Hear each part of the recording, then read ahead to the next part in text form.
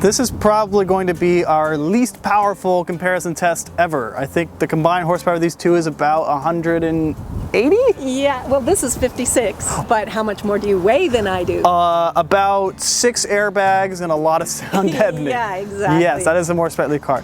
If you haven't noticed, these are two Nissan Micras, one very new, one very old, and this one is quite special. This is a 1987 Nissan Micra. Now the Micra was sold here from 1985 to 1992, and then it went on hiatus until they introduced the new model. We know right now that this is the better car. This one will get maybe better mileage. It'll be a lot quieter, a lot faster, a lot more refined. And so basically we're going to try and find out how much of the traits that made the original Micra so beloved that someone kept theirs in pristine condition all these years, and find out how many of those traits survived in the new one. Well, yeah, let's drive it. Let's do it.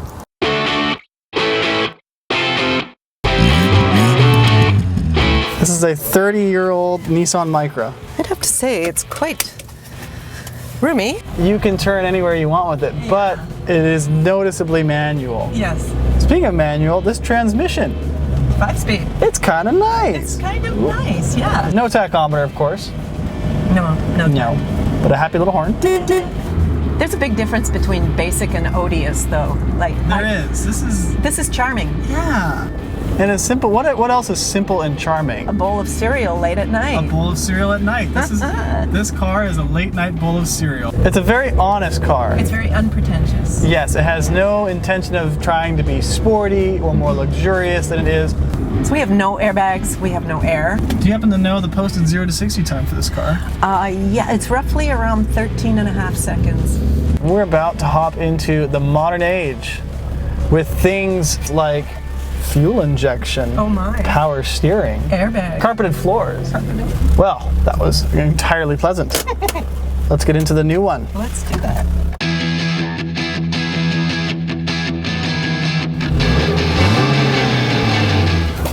It's 30 years later, this is where we are. Right off the bat, you can feel more entombed. There's a sense of insulation. And this shifter, my God. I'm not going to say what it feels like. It's not that kind of show. Do you know what? We have just driven home the reason why we like those old cars. It's so engaging. We talk about that in reviews, but until you do this, you don't know what that actually means. I like the steering wheel, but I don't much like the steering. There's no communication or anything.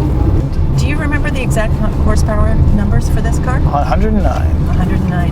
It's not bad.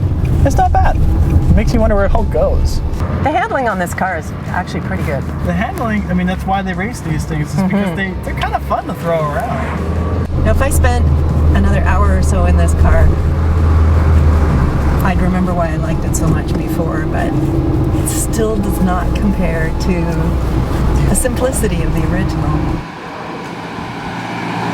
Wait a minute, before we get out, we have to reach some kind of conclusion. Okay. As a daily driver, something that you've got to see through all the seasons, take people around, this is safer. It's a nice case of nostalgia, and for a day, it's nice to kind of bomb around in and have some laughs and remember the way things used to be.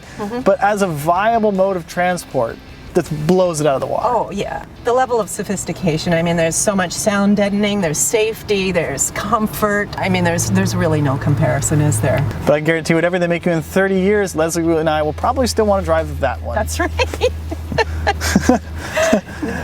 For Driving.ca, I'm Clayton Seams. And I'm Leslie Wimbush.